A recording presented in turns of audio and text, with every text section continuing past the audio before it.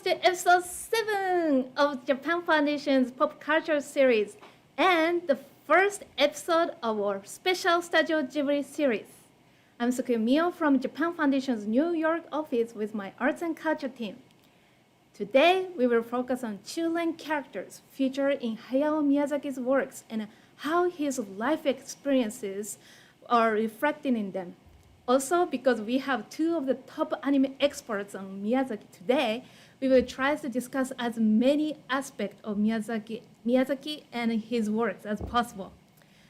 So, our first guest speaker is Dr. Susan Napier from Tufts University in Massachusetts. She is considered one of the leading authorities on Japanese animation in the world, who published the first academic book on anime in the West about 20 years ago. And her latest book, Miyazakiworld, A Life in Art, examines Miyazaki's 12 films and a complex but fascinating aspect of Miyazakiworld, and it's being translated into 10 languages. Today, she will give us a presentation about Miyazaki's life and works based on this book, taking a closer look at how children characters guide us to deal with an increasingly uncertain future. And in a discussion session, Susan will be joined by Helen McCarthy from London. So Helen founded Britain's first professional anime magazines in 1991, published her first book on anime in 1993, and has since written 13 books translated into 8 languages. This book, Hayao Miyazaki, master of Japanese animation, is mentioned in Susan's book as being an inspiration to her. And also, Helen's recent essay analyzing Princess Mononoke from feminist perspective is contained in this book, Princess Mononoke, Understanding Studio Ghibli's Monster Princess. She wrote in the end of her essay, quote, "My own reading of the Miyazaki canon has changed over the years." So I'm very excited to have both of you here. And now let's move on to Susan's pre-recorded presentation. The presentation will be followed by a live discussion and a Q&A session. So please feel free to comment or ask questions in the live chat. Although we received a lot of questions from registrants in advance, we will try to answer as many of your questions as possible. And as always, please keep the live chat on YouTube clean and friendly. I will return later for the Q&A session. See you later! Hey. Thank you very much to the Japan Foundation for inviting me today. It really means a lot to me after this really terrible, in many ways, very isolating year, to have the chance to convey my ideas about Miyazaki, and also, very importantly, to hear and engage with Helen McCarthy, and then to engage in a Q&A with you all. It's great to have this sort of communication and community back. But I'd also like to say that I'm very happy to be here this year of all years to talk about Miyazaki of all people, because in this year I've been thinking a lot about Miyazaki's work and how very amazingly and profoundly it speaks to us in this year of COVID. And in a way that may at first be surprising to you. If you, like me, encountered your first encounters with Miyazaki, you may have been first kind of swept away by just the beauty of the imagery and the thrilling narratives and the adventures, and the really interesting characters, very three-dimensional, including interesting female characters, which was not something that was typical when Miyazaki was first creating movies, and in general, the whole magnificent world building that Miyazaki accomplishes. But it is interesting, even this last year when Miyazaki and Studio Ghibli's films were taken up by HBO streaming, I looked up some of the critics' reactions to this, and I was interested to see how, again, the critics talked about how enchanting Ghibli films were, or how sweet the works of Miyazaki are. And yes, I do think that Miyazaki is enchanting, and many of his characters are indeed very sweet.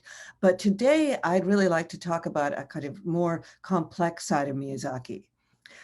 Yes, there is sweetness and enchantment in Miyazaki, but there is also trauma and loss. Miyazaki's works do not shy away from catastrophe or from darkness. They are a kind of tapestry of the world in which there are moments of great joy and beauty, but there are also very shadowy moments. And it's this side of Miyazaki that I really want to focus on today, that he is willing to engage with all different aspects of human life. And to me, this is very, very relevant to what's going on in our time right now, this year of COVID, because we have gone through many, many losses this year and many traumatic moments. And Miyazaki's work also deals with loss. In particular, kind of loss I'm going to talk about more today, which is what I call ambiguous loss, where you lose something, but you're not really sure if it's totally lost forever. And I believe this is very much related to the kind of things that many people are experiencing in 2020 and 2021. This is not to say that we don't have huge, genuine losses that are not at all ambiguous, all the hundreds of thousands of deaths that have occurred, the loss of jobs, the loss of institutions. But I'm also talking about a larger, more ambiguous sense of loss that I believe that people are feeling, a feeling of loss of innocence, of loss of stability, a loss of certainty that I think really swirls around a great deal in this time right now. And Miyazaki's work, I think, really does engage with this kind of ambiguous loss at the same time as he pushes back against it by showing us characters, many of whom are children or young people who are who are resilient and energetic, and finally offers us a light that shines in the darkness. And it is this sense of light and darkness, of radiance and shadow, that creates this kind of tapestry that is what Miyazaki's world is all about. And I'd like to compare that with the other most world famous, internationally famous studio in the world today. And of course, that's the Walt Disney Studios. Now, perhaps surprisingly, Disney and Ghibli actually do, that Ghibli is Miyazaki's studio, actually have quite a lot in common. They are both family-oriented studios, deal a lot with sort of thrilling, exciting adventures and in memorable characters. And they also are strongly into kind of giving a kind of message. And in Disney's case, the message is very much, I would say, an American message. It's a message of a belief in kind of wishing and hoping, and you can wish upon a star and things will get better. And it's a very unambiguous message, really. We see that both in terms of the unambiguous losses that characters experience and also the unambiguous rescues that come towards the end of the film. The losses that, and indeed Disney does show darkness. They have many films in which characters do lose a parent or even two parents, but these are definite, very obvious losses. For example, Snow White, we know that her mother is dead. Cinderella, her mother is dead. She's going to be dead, deal with it. Even in later Disney with Frozen, you have the two sisters' parents are swept away at sea. So these are definite losses that can be understood and mourned. Whereas an ambiguous loss is something that is harder to kind of get your mind around and harder to kind of process and transcend. And the same with the sort of ending. Disney is very much a firm believer in happy endings, the happily ever after, the fairy tale in which the prince and the princess marry. And so many of Disney's plots, again, even until very recently, end with a kind of resolution of marriage, a romantic resolution, in which this couple gets together and we presume they will live happily ever after. Now, Miyazaki's world would say, not so fast. We don't really know how life continues. Life is full of not necessarily happily ever afters. And indeed, Miyazaki's work would very much promote this idea that things change, things get bad, things get better, and things get bad again. And again, I'm talking about this idea of ambiguous loss, which can include the idea of presence and absence. This is a picture from Nausicaa. It's a post-apocalyptic movie in which in the opening scene, we see a character wearing a mask. And I've been thinking a lot about Nausicaa this year because in this civilization, there are toxic fumes and people wear masks. A masked character comes in across this wasteland and he sees a kind of abandoned village where the wind is howling through. And he goes and he picks up a little doll. And the doll is, in a way, a very clear vision of ambiguous loss. The doll is there, but where is the little child that had the doll? We don't know. The desert is taken over. Did they escape? Did the village villagers somehow, were they rescued? We just don't know. He picks up the doll, and as he picks it up, the doll crumbles in his hand. So this is a vision in which we see both absence and presence, the absence of the village, the absence of the child who had the doll, the presence of the doll, and then finally absence again.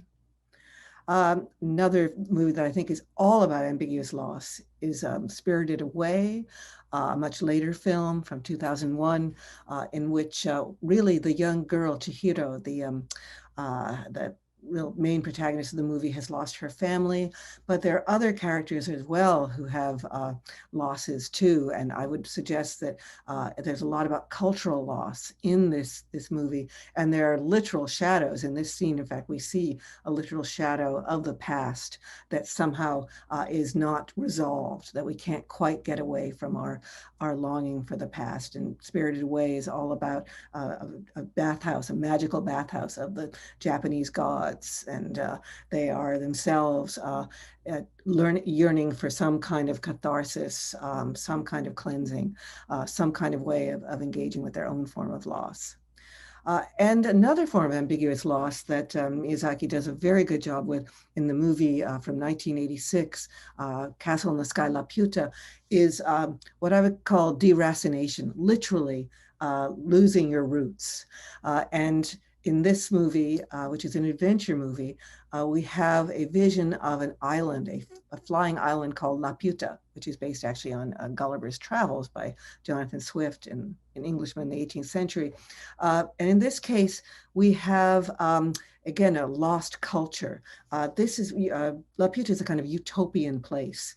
And the vision of utopia that it seems to embody seems to be lost or fading. And we see this, these two young children come to Laputa, and they find it this beautiful kind of garden, Eden kind of place. But even already Laputa is fading, and we see that that ruins are kind of are taking over, and the vision of Laputa is changing and fading. And indeed, Laputa is a very ambiguous creation, and very ambiguous world, because it is both utopian and beautiful, but it also contains a very powerful weapon.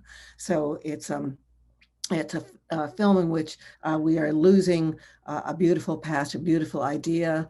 It can also, the idea of deracination can also be something to do with immigration. When you go from one world to another and you lose all this, and you think you found a new world that's better, but is it really better? Is there something dark at the heart?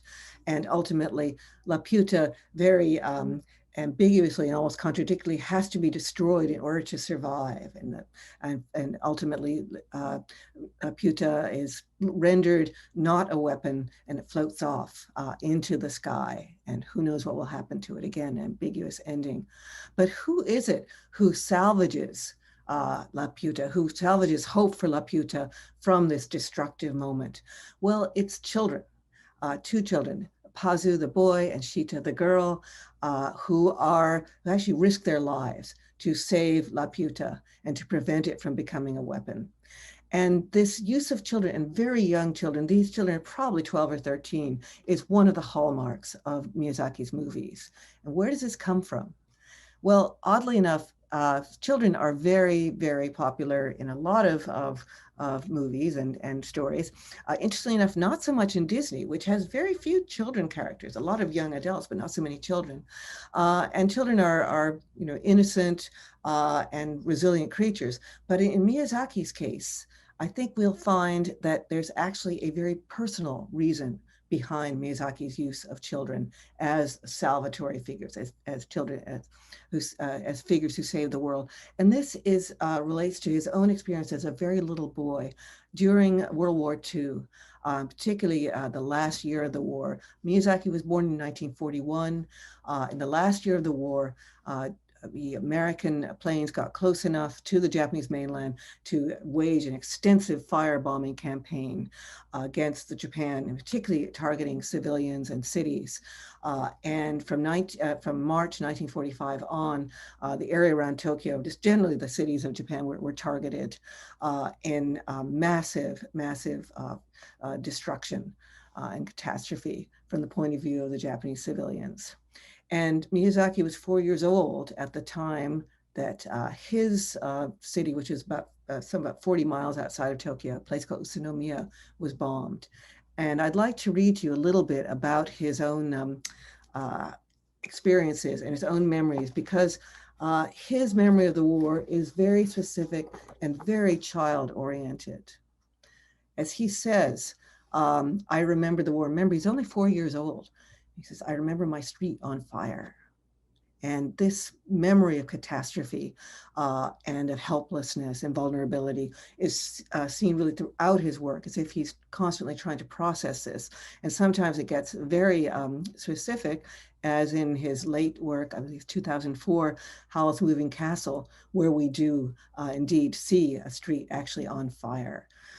But before that, I'd like to go back to his own memory of this particular moment, in which he had his family were actually quite well off. His father ran a factory that produced fan belts for the Mitsubishi Zero planes. So they were doing quite well. They had a car, they had gas, and they were able to get through the flames, whereas many people were not and were lost. So he remembers, when I was 4.5, Utsunomiya was bombed. Even though it would have been the middle of the night, outside it was bright red or maybe pink, as if it was sunset. My uncle came by with a company truck, smaller than the vehicles that we have these days. The space for luggage was really tiny. The streets that we passed were burning right down to the sides of the road. We covered ourselves with a blanket. We had to get away from the flames.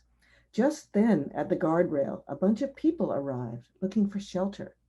My memory isn't totally clear on this, but I'm certain that I heard a woman's voice saying, "Please let us on."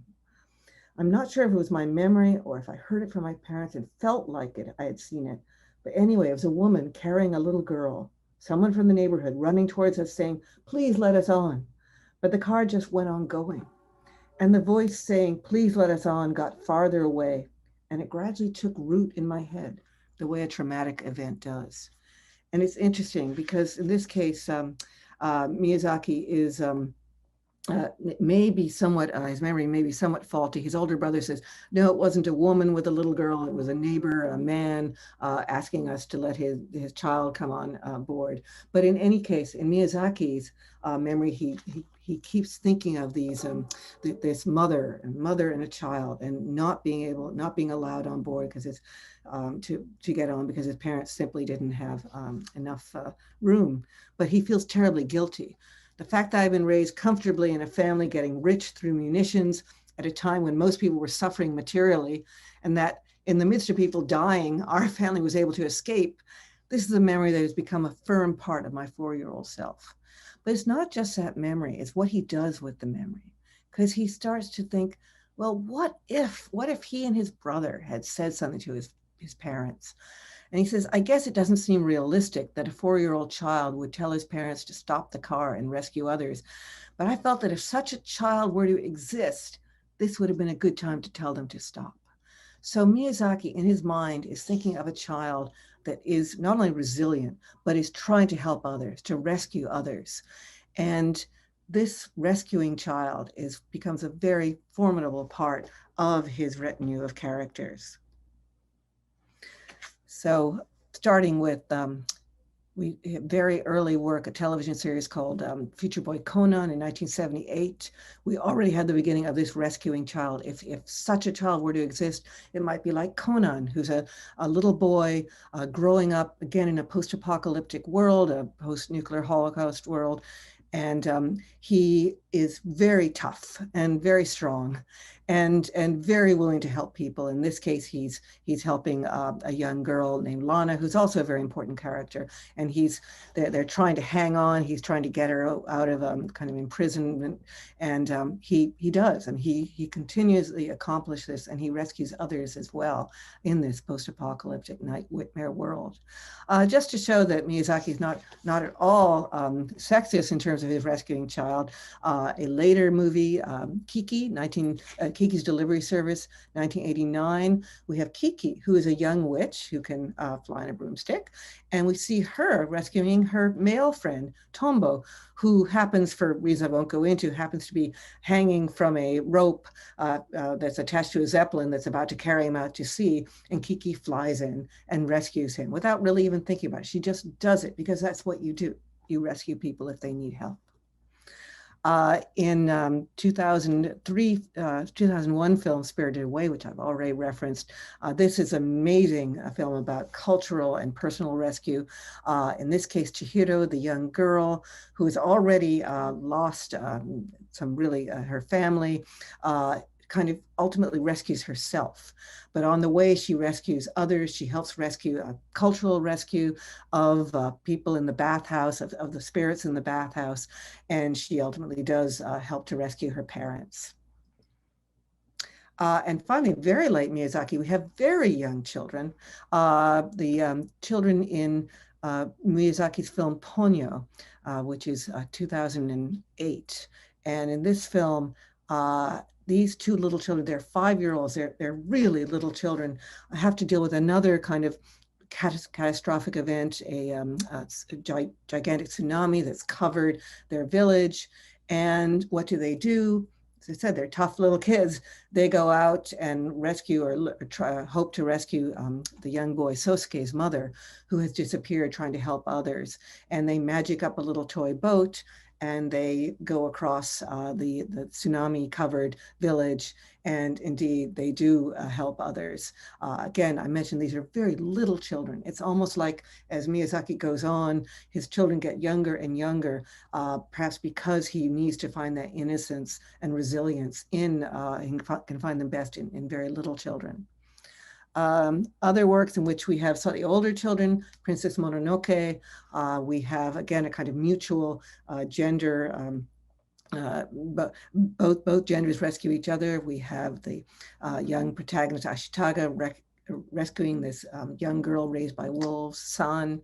And then we have San, the young girl raised by wolves, rescuing Ashitaka. And finally, at the end, these two young people rescue the world. The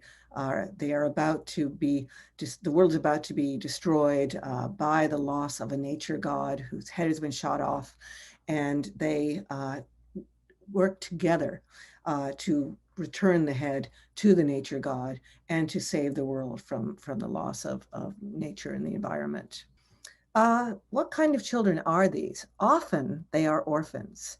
And that's a very typical aspect of movies and books about children, that they tend to be orphans because orphans they really do have to rely on themselves. In Conan, his parents have been killed in the nuclear war, and he has a kind of grandpa figure whom he helps out up to a point, but ultimately he is left on his own to take care of things. And Nausicaa loses her mother early on, and ultimately she loses her father. but she does not stop rescuing. Indeed, this is a flashback to Ashitaka as a little girl, and she's trying to rescue another orphan, a baby, a large insect that is still in larvae form that she's afraid that the adults will take away and destroy. And Shita and Pazu, whom we saw before, rescuing Laputa, are also orphans in both cases. And they are, in a way, their search for Laputa is also a search for their home and their family. And this is what gives them impetus to their adventure. And Kiki, of Kiki's delivery service. Now, Kiki actually has two perfectly good parents at home, but in this story, the premise is that she's a witch, and witches in this story, when they're 13, have to go out and live by themselves for a year and just take care of themselves, get by in some way, earn money. And Kiki is really on her own. We see in the film sometimes her own sense of loss and trauma and feeling lonely, but she does get by, and she does, as we say, end up rescuing Tombo and creating a kind of a community in the new city where she lives. As we mentioned, Ashitaka and San are orphans. I would call them, at least Ashitaka, a quasi-orphan, because we don't really know about his parents, but we do know that he's in exile. And exile is very much part of this idea of ambiguous loss, because he can no longer go back to his people. He has to kind of go away and seek his fortune. And this is a kind of loss. He knows they're there, but it's an absence and presence thing. He can't go back. San is more generally an orphan. She has in a terrible form of orphanhood. Her parents have thrown her as a little child in the way of wolves that are coming to attack them. And fortunately for San, the wolves actually do rescue her and raise her as their own. But she is indeed an orphan who has to confront her own form of exile from humanity. Chihiro, again, is a very interesting kind of orphan. Not to spoil too much if you haven't seen Spirited Away, but early in the movie, her parents are turned into pigs. So this is ambiguous loss, because they're sort of there, presumably in pig-like form, but they're really not behaving very parentally. And in fact, even before they're turned into pigs, we see them as somewhat, as really not giving parents, as really not there for Chihiro, which is another kind of ambiguous loss for a child whose parents really don't behave like parents, who really aren't there for them. So what do we do when we are small and vulnerable, and we don't have a magic flying powers, or we don't have have the resilience to deal with a bathhouse full of spirits, and we're just very little? How do we rescue the world? How do we make a difference in the world? Well, I'd like to finish up this talk with a discussion about one of my favorite Miyazaki movies, the film My Neighbor Totoro, which came out in 1988. It's a beautiful movie, and it's a remarkably subtle vision of loss, and indeed traumatic loss, and indeed ambiguous loss. So it starts with the story of two young girls, little girls. One is 5 and the other is 10, I believe, Mei and Satsuki. And they're moving to a new life. Again, I said moving itself, emigrating, can be a kind of form of ambiguous loss. In this case, they're moving to the countryside because their mother is sick. And again, ambiguous loss there. She's very sick. We find out in the novelization of the movie that she has tuberculosis. So it's a very dangerous disease. They don't know whether she's going to get better, but they've moved to the countryside to be close to the hospital that she is in. And you see, this is a big transition from them. They're losing their neighbors, their family, their schools, their community. They're going to this world of rural Japan.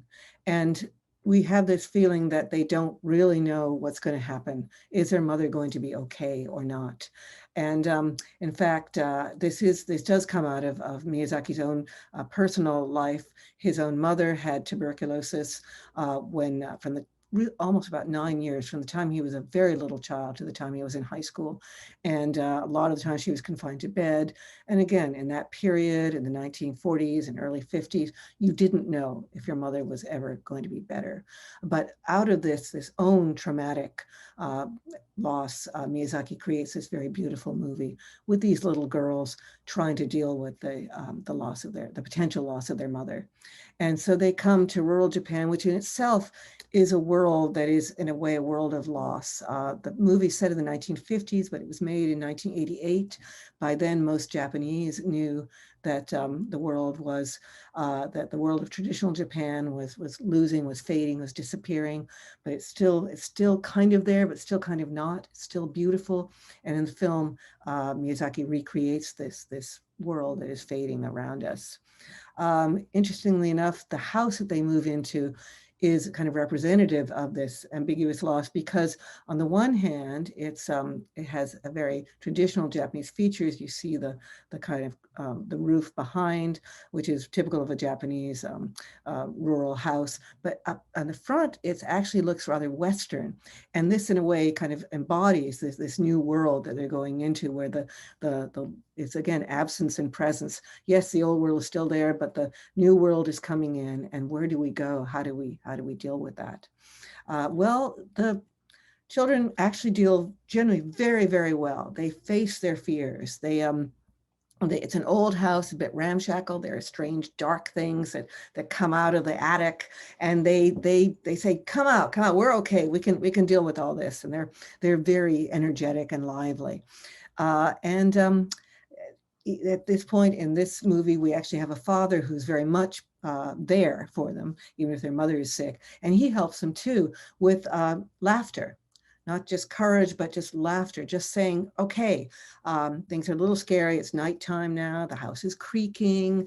They're a little scared. So they join their father in the bath, and the father just said, laugh. It's okay. We're good. We can deal with this. So already in this very, very, in a way, a very simple film, we have deep loss and real fear. And Miyazaki is showing ways of dealing with this, even if you are a little person, a non-magical little person. But sometimes our fears do get the better of us, and it's impossible not to. And Satsuki is the older girl. She knows more realistically that her mother is very sick. She's trying not to think about it, but every so often she can't help but think about it.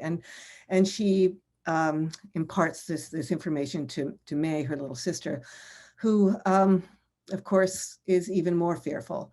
And just at that point, there are times when you just can't help doing this. You're in your wit's end, and Satsuki kind of takes it out on May. And this is, again, how we deal with potential loss. It's very, very hard. And there's also just the loneliness of being in this new community. Their father, they say, is a very good guy, but he's busy. He's a professor, he's working, he's grading. Satsuki, the older girl, is at school, and May is left on her own in the garden to play. And she's a bit bored and kind of lonely without probably quite expressing that.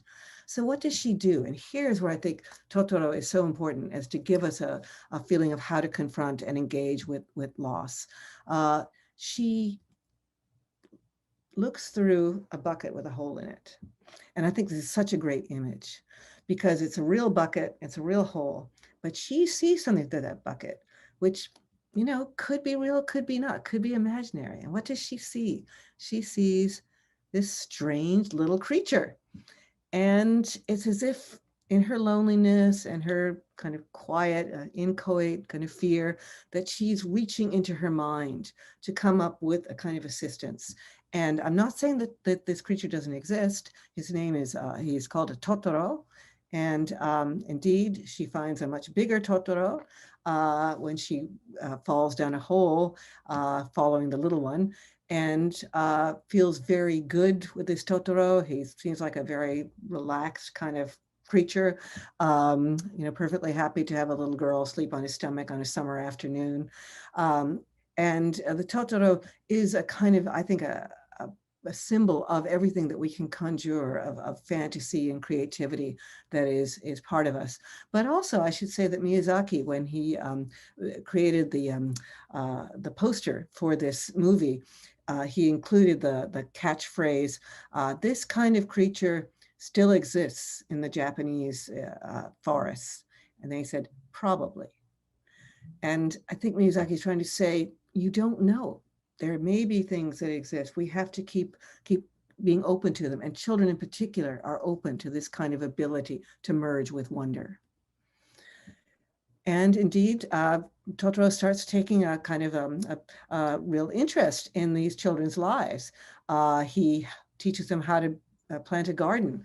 And what's very interesting, this is it's done with hard work. It's not like Totoro waves a magic wand. He tells the children that you've got to get out there and just really make an effort to get this garden going, to get this hopeful garden going. But then as a treat, he also gives them something wonderful, which again I think is a real classic symbol of the imagination and the power of creativity, because he takes them on a magnificent ride above the rice paddies on a moonlit night. And he teaches them how to roar, again, like their father taught them how to laugh in the face of darkness. And it's just a beautiful kind of mind-blowing ride, and just a wonderful sense of what the power of the imagination can do. At the very end of the movie, we see another example of ambiguous loss. This is really, again, a potentially dark moment.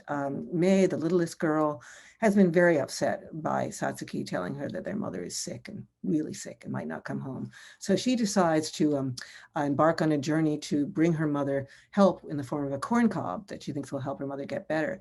So she's also been feeling pretty resilient and tough. She's scared, but she's tough, and she wants to do something. But she's a little girl, and it's a long way to the hospital, and she gets lost. And everyone searches for her. It's extreme fear and worry because it's getting darker and she's not coming home. And at one point, kind of the darkest point in the movie, the villagers find a sandal floating in a pond. And they think, good grief, could this be Mei? And again, this missing child is sort of the ultimate ambiguous loss, because you don't know where they are. You hope they're okay, and then there's this sandal. Well, it's okay. It does turn out to be okay.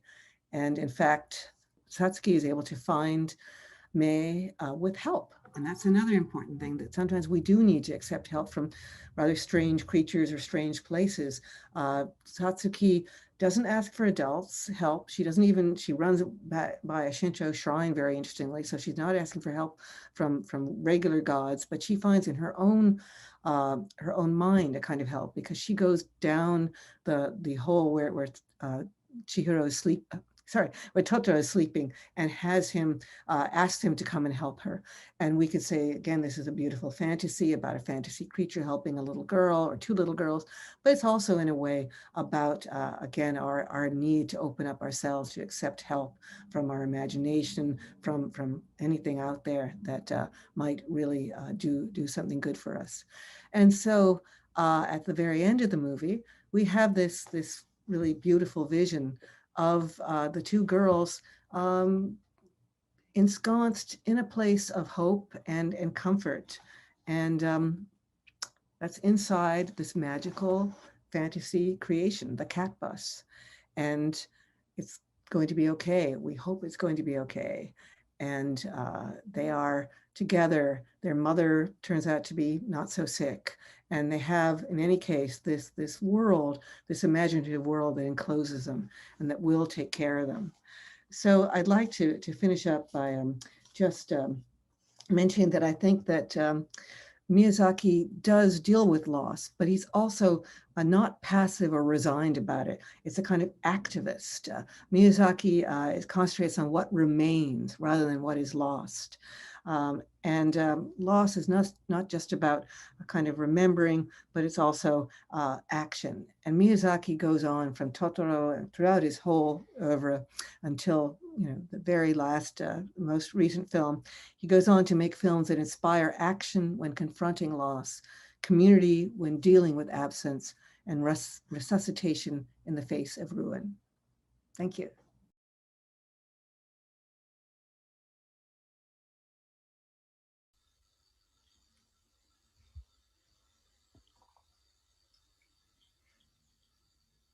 Hello.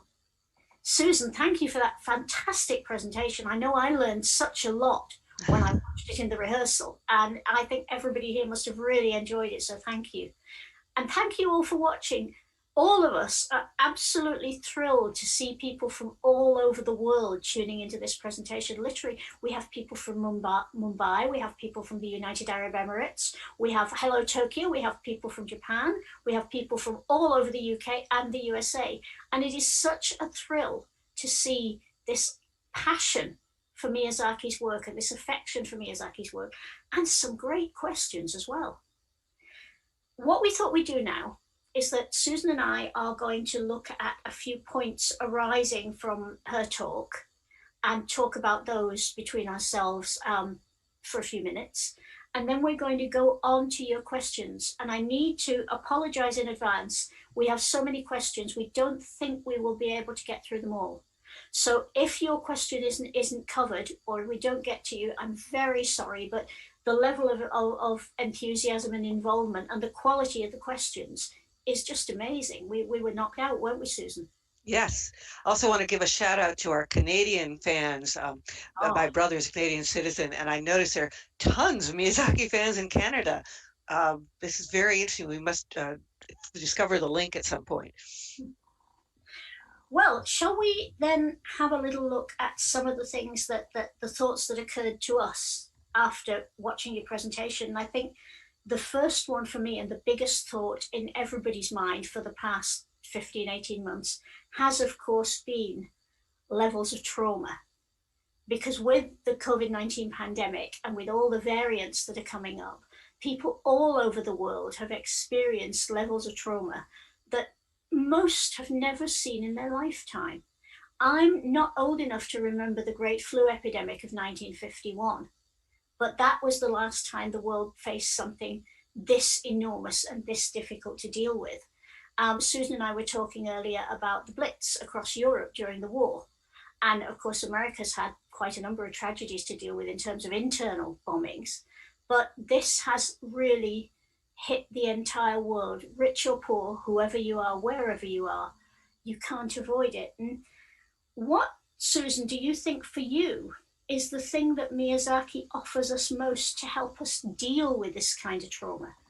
Wow. Well, actually, I'm going to give two different answers. One of them is based on my talk, which is that he shows catastrophe and trauma, and he then shows people dealing with catastrophe and trauma, and not just simply giving up and despairing, but actually engaging as best they can with this traumatic, disappointing, frightening world. And I think this is something that he's been doing really since the very beginning in his work, certainly from the 1970s on, with consistently having characters who really do make an effort to keep going.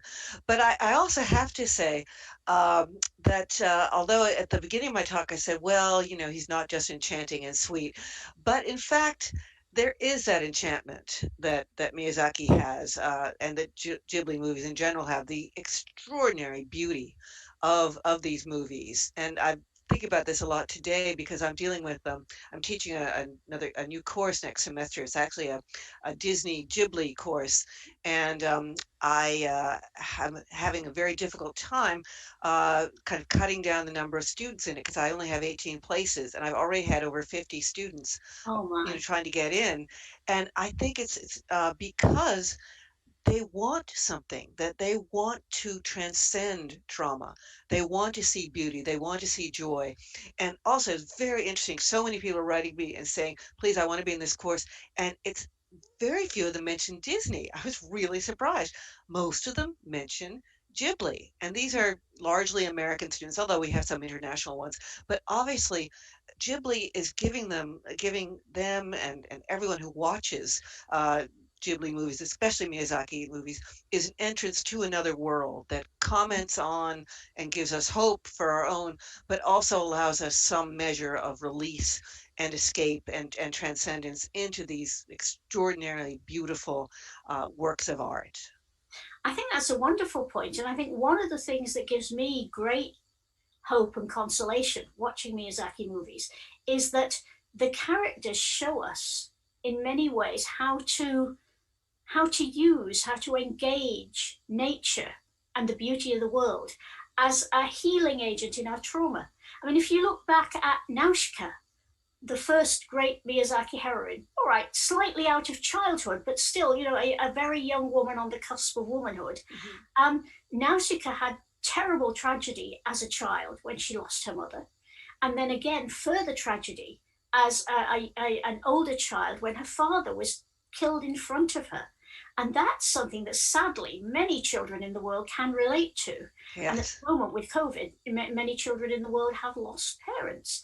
Nausicaa applies her grief to exploring her world, finding out what makes her world destructive, from her work on the spores, through her work all over the community, to her work in resisting and fighting the colonization and oppression of her people.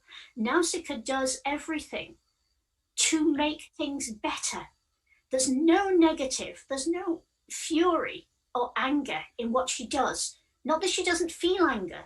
Miyazaki shows us how she feels anger, but he also shows us how she turns that anger to a positive use. And that, to me, is an absolutely wonderful lesson. I think about that all the time. I love that. I love your term, apply her grief. Because yes, we do have a moment when she's so angry about what has happened to her father, and she just lashes out, literally lashes out with her sword, and that's very believable. Miyazaki's not trying to create a perfect, ideal heroine who says, "Oh, I'm sorry, my father died," but no, she is angry and just in a rage. But then, as you say, she applies this grief. She uses the momentum and intensity of her anger in very positive directions.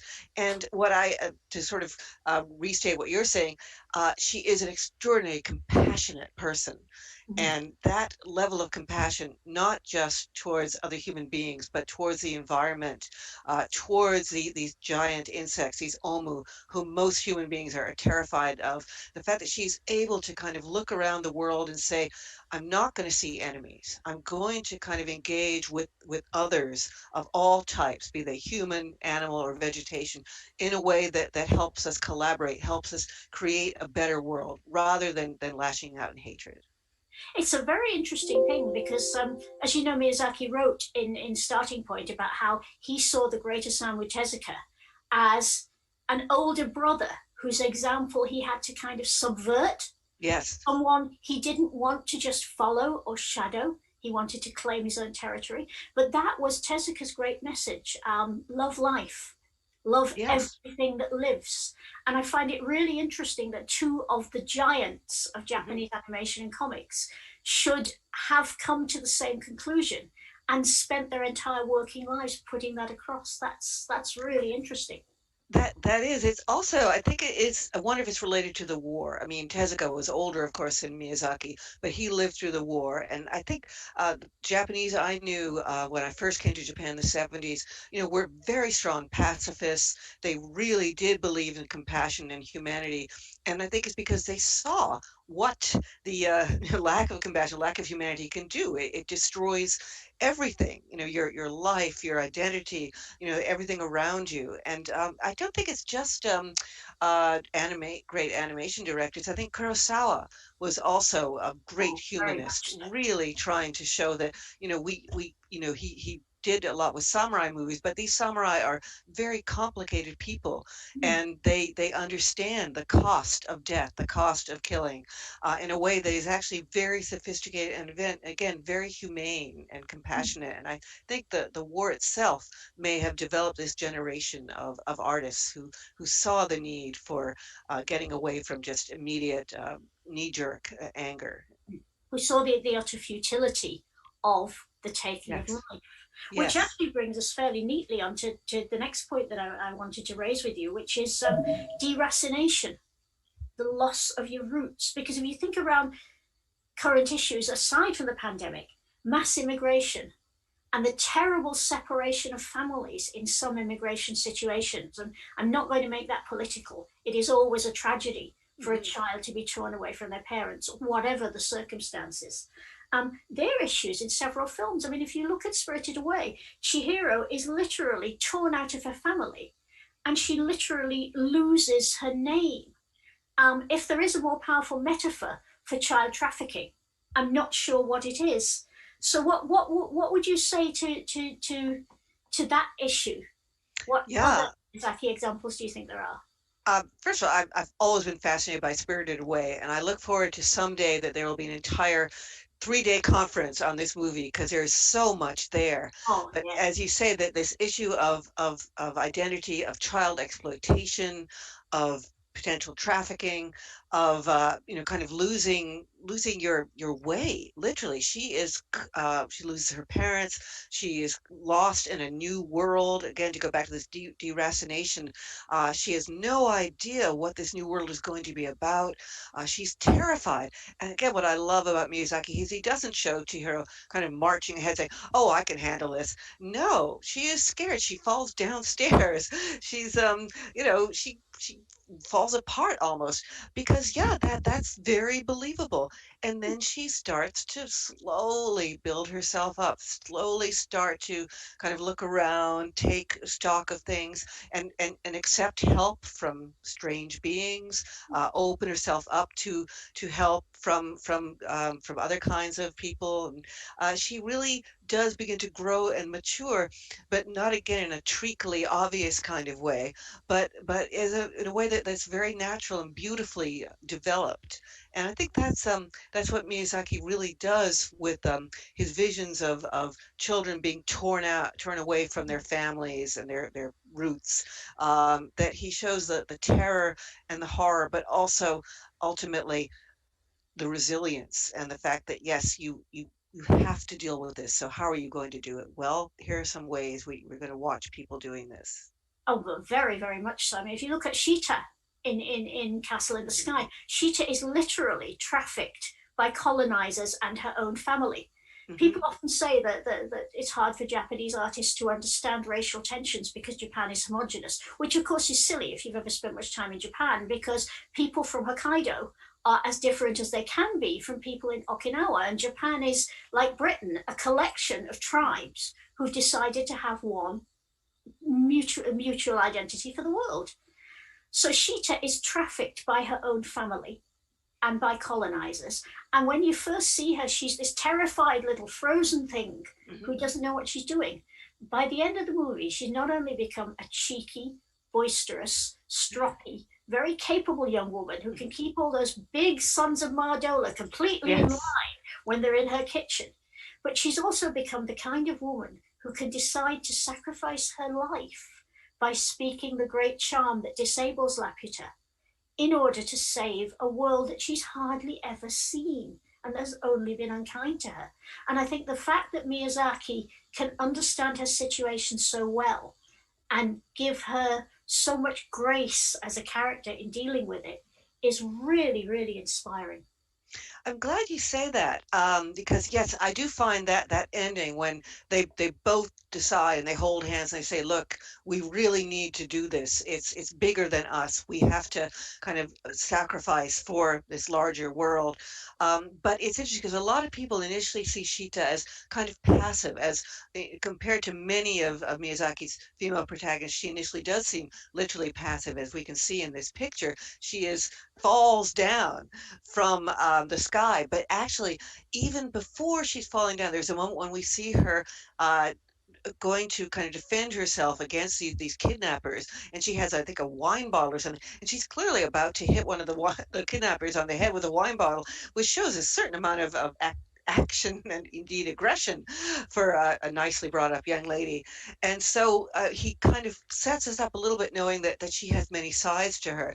And then again, he develops, as with Nausicaa, as with all his characters, these more activist and positive sides, but again in ways that are delicately done. They're not, he doesn't comment, he just shows people and explores them as they explore these new situations and rise to them. And I think that reminds me beautifully that way that they work together to make the charm together is echoed beautifully further down the years when San and Ashitaka Yes, I knew you were going to say that, yes. to hold up the head. But it also makes me think about something that I think we've got to acknowledge in Miyazaki and in many of his generation, which is survivor guilt and privilege guilt. I think the closest Miyazaki comes in film to reflecting on his experience of being firebombed is that war sequence in Howl's Moving Castle. And I think it's fascinating that Howl is almost the closest we come to a Miyazaki identification character before the wind rises. He's a self-absorbed, privileged creative from a good family who's sold out to the industrial military combine. And he's charming.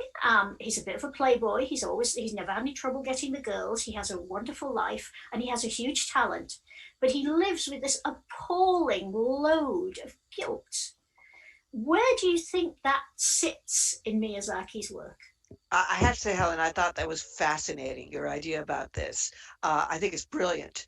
And I really do feel, I mean, I've always found Howl a kind of, seems to me a sort of less intricate character until now, until you brought up these points about survivor guilt, because you're absolutely right. He does have it all. And when we first see him, he's literally walking on air. I mean, showing his power and his dominion and his magical abilities, which, as you say, are like that of a really brilliant animator. So I definitely can see a lot of Miyazaki in Howl now that you bring it up.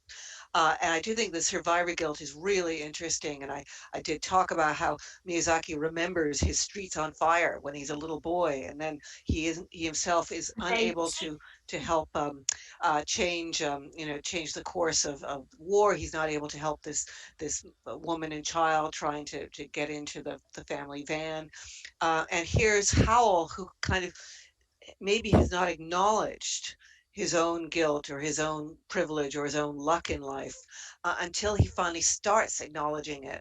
And then it's so bitter and painful that we see him struggling. And this is where I really want to give a shout out to fantasy and magic, because what Miyazaki does when he uses fantasy is he takes believable feelings such as guilt or shame or anger, and by using magic and fantasy and fantastic imagery, he really expresses them so memorably and so beautifully that you can't forget them. And watching Howl turn from this foppish young, magician playboy into this winged, frightful predator is incredible. And it's beautiful animation, but it's also emotional animation. And we see how Miyazaki makes an emotional sort of transformation into a literal, fantastic metamorphosis on the screen.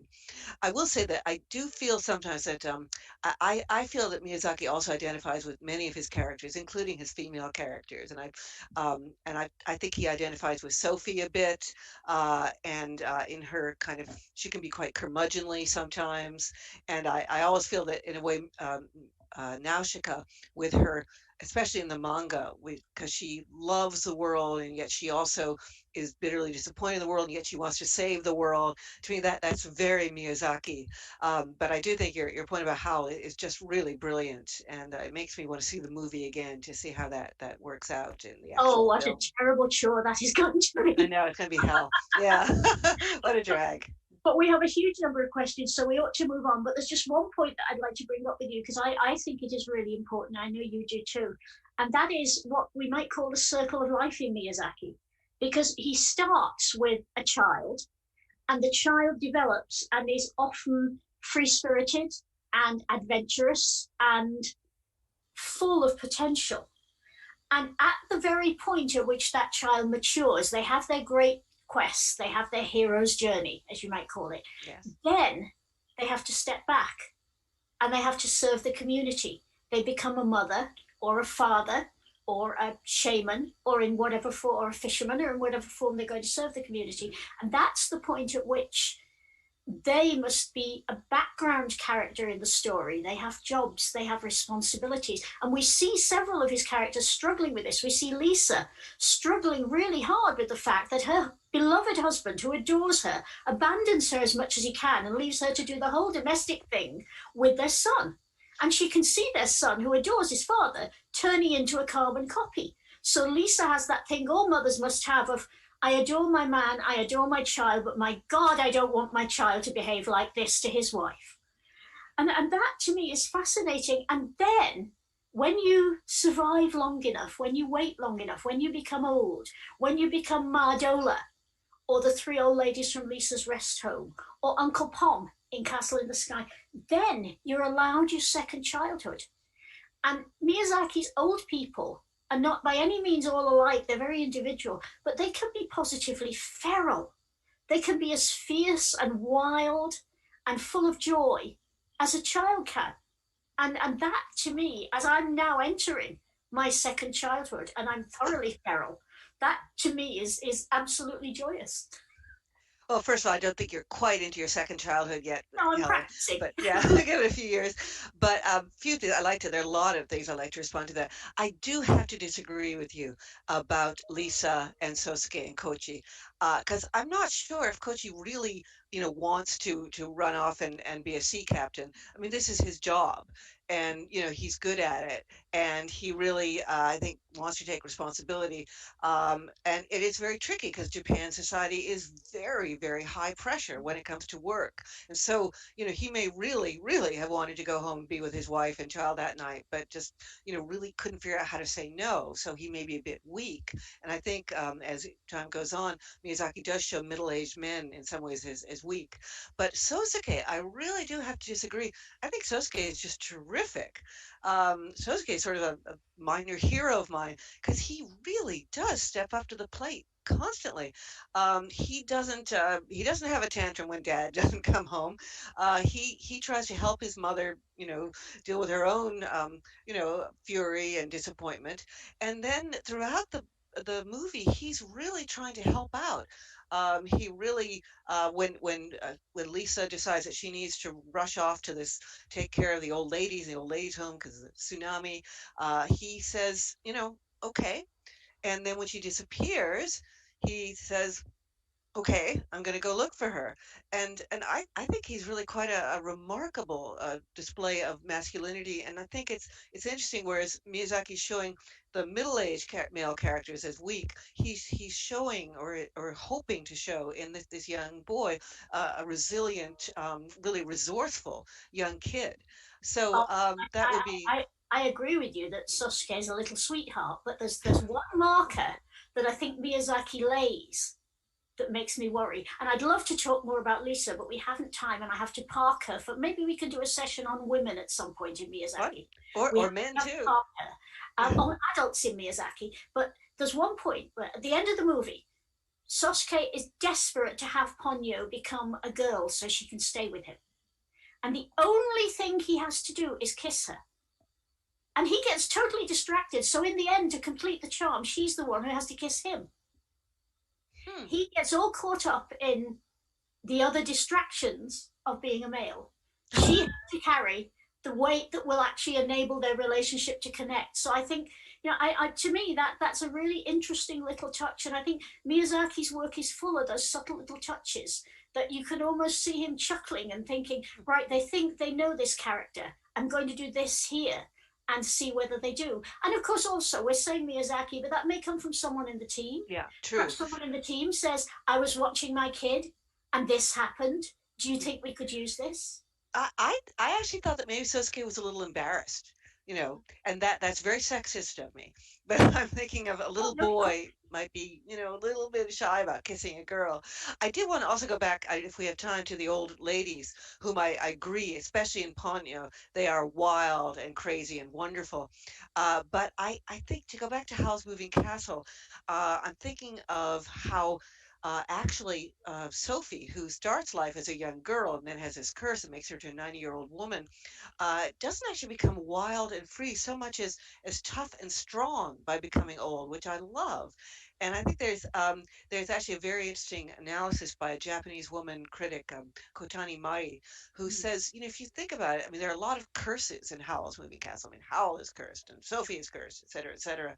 But, maybe the one curse is being a young girl and having to, always deal with the looks of men, the whistles, the kind of following around of men. And all of a sudden, when you're old, you're freed from that. And so I think there really is this feeling in some of Miyazaki's works, and I do wonder if it has to do with his own mother and his Yes. seeing her as a strong character, that the older women are freer and just more independent and really more fun than the sort of middle-aged women who are kind of caught in the middle. I think that's true. And I think he also gives us a range of ways of being feral, of being wild. Because again, if you look at Uncle Pom is this quiet, low voiced old guy who has been a miner all his life and now chooses to spend most of his life underground exploring the caves he loves. But Uncle Pom is a wild creature. He's like a deer. He's like the Shinigami in the forest. He's doing what he wants to do. And he's doing it in the territory that he loves. And he has claimed the opportunity to use all his time and all his experience in exploring the miracles of the world under the world. And that to me is wonderful, that there is not just one way of being wild, there is not just one way of being brave, there is not just one way of being gifted. You can find your own path, and that I think is very liberating. Absolutely. And Well, with that, shall we move on to our first question? This one comes from someone in Queens, in New York, and it's a beautiful question. It's, what is the most interesting story or thing that you've learned about Miyazaki's personal life? Would you go first, Susan? yeah, I mean, I do talk about this in my presentation, so I'll be quick. I do think it's very interesting that the way he remembers the war is not about the trauma of being bombed or the privations that they all endured, but this single moment when they're trying to escape and they do escape, but they don't help other people in the escape, and the fact that he has ruminated this over his whole life, and then I began to see how he constantly creates children who are going to, be his substitute for what he feels he wished he could have done as a 4-year-old child. Of course, he couldn't have done it, but he's making these children into rescuing and protecting children. I think partly out of his own survivor's guilt and the trauma of that night. That's I think that is a beautiful story, and I find the thing that's really interesting about his personal life is his active environmentalism.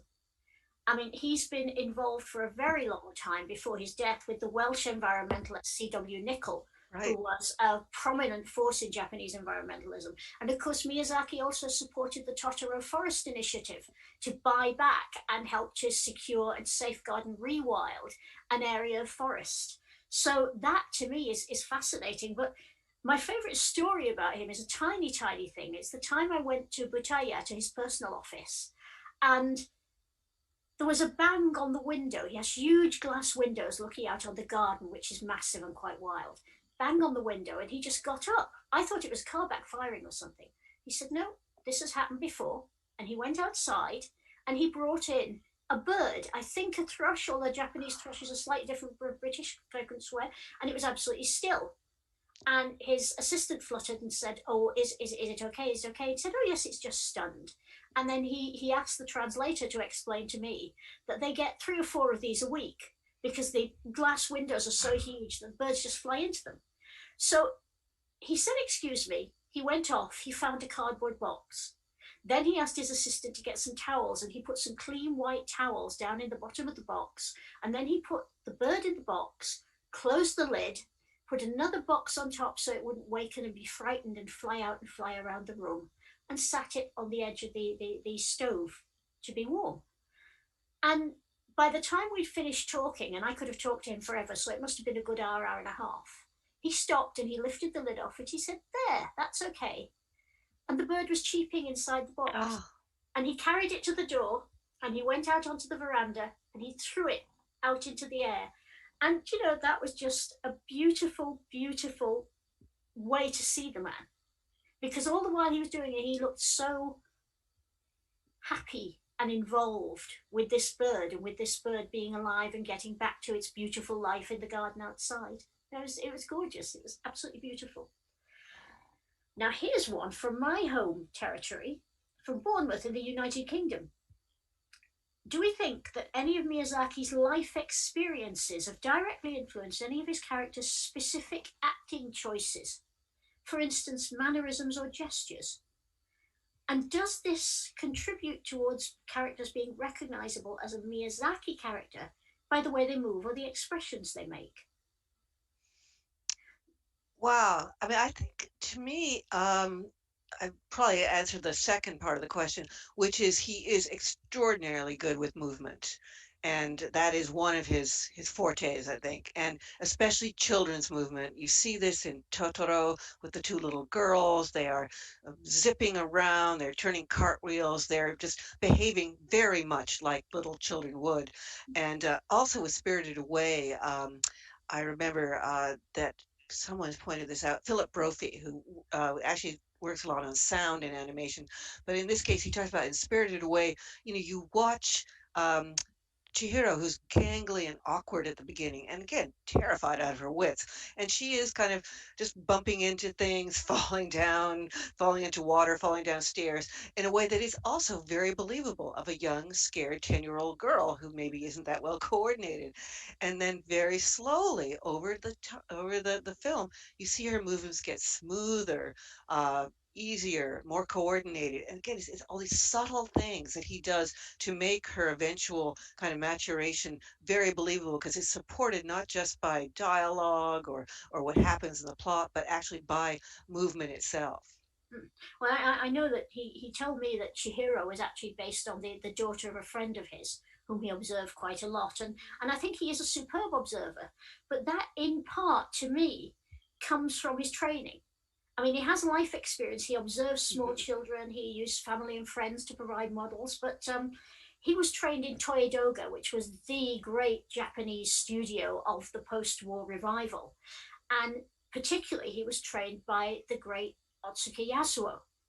And Otsuka was a fabulous observer of almost everything. He's remembered as a great observer of machinery. There are very few people who can do anything from a little Lupin the Third jalopy to an enormous lorry, as well as Otsuka can, because he will have looked at it and understood it. But he observed movement, and he and his colleagues at Toei trained people in that specific style of facial and bodily movement that would keep the line as clear and pure and simple as possible. And to me, when I look at Miyazaki's work, although obviously he's got his personal style overlaid on it, the Toei bedrock, and the Otsuka bedrock in particular, is still there. That relationship between Miyazaki, Takahata, and Otsuka was so strong.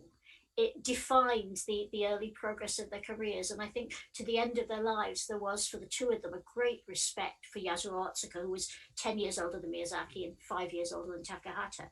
So I would see it as part nurture and part nature, I suppose we're saying, aren't we?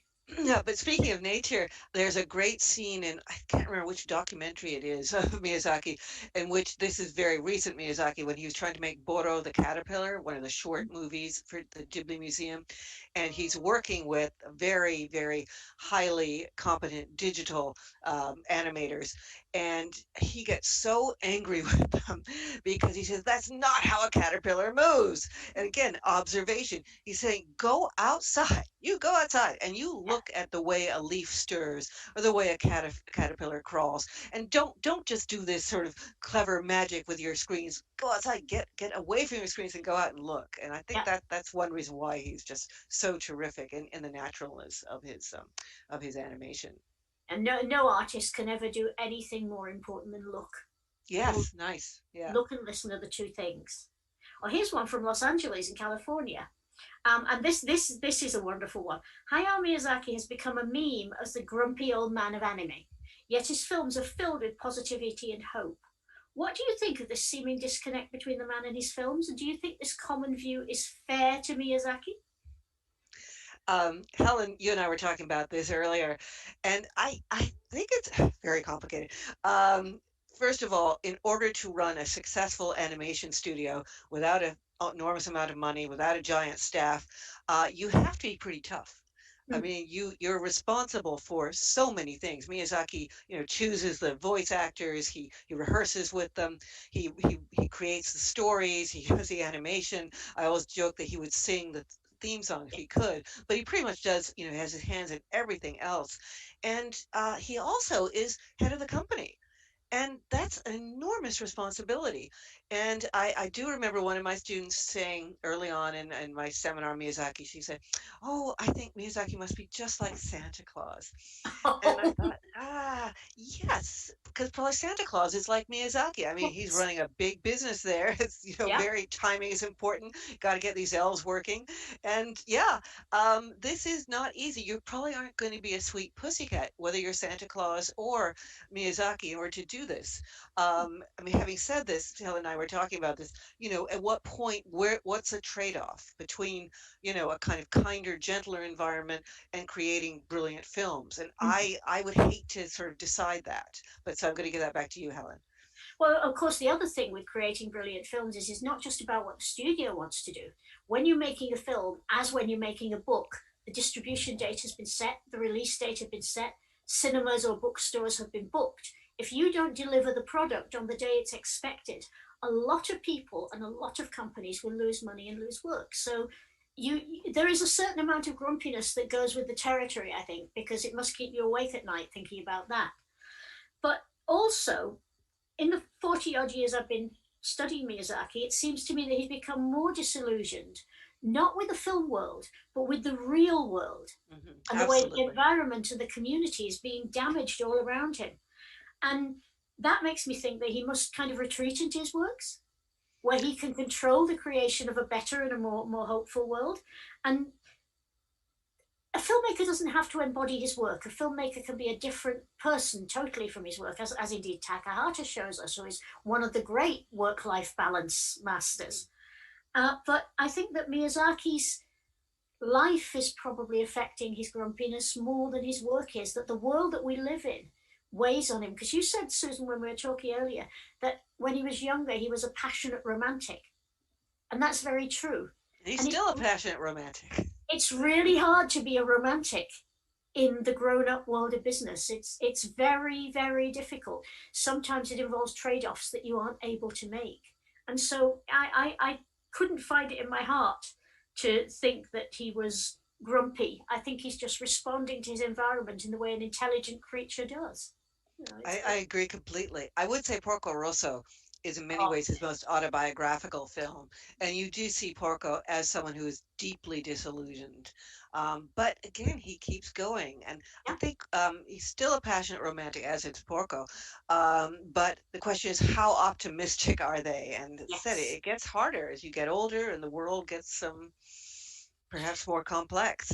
Well, that's why the two magical endings in Porco are so lovely, but maybe we'll get to talk about them later. Someone in Mechanicsville, Virginia, wants to know about Miyazaki's experience with personal trauma and how it reflects in writing stories about trauma-resilient children. We've talked about this a little bit, haven't we? Yeah, we have. I mean, I would say the war and his mother's illness. I think sometimes people don't. I was surprised when I gave a book tour in Japan when the book was translated to Japanese, and a lot of people said, "Oh, we didn't know that Miyazaki's mother had tuberculosis." So apparently, it's not something that is that well known in Japan.